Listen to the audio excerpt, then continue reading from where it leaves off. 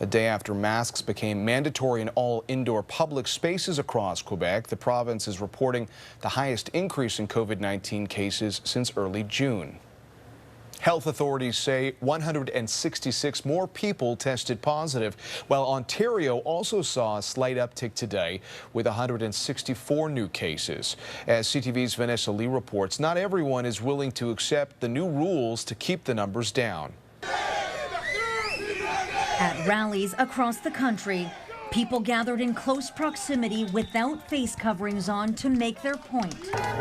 These Calgarians say they don't want their city to be the next to make masks mandatory. I believe in choice, and if I choose not to, that's my decision. I don't believe there's scientific evidence to prove that they're as effective as people are being led to believe they are. Doctors are trying to convince them otherwise. We know that there's substantial asymptomatic and pre-symptomatic spread, and so what the mask does is it keeps us from exhaling all that virus into the air around us.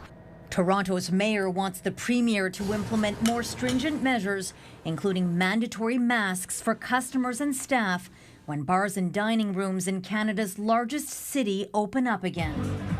He points to the surge in cases in Quebec and Alberta stemming from the reopening of bars. We either put these steps in place or we don't open the bars.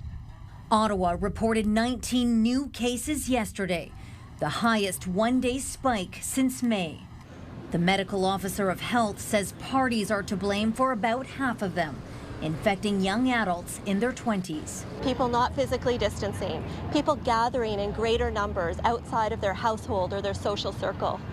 They're related to people who are working while sick, who have symptoms of illness and they're still going to work or they're still hosting a party.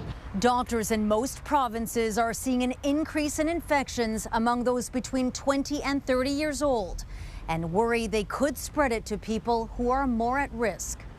John. Okay, thanks, Vanessa. CTV's Vanessa Lee in Montreal tonight.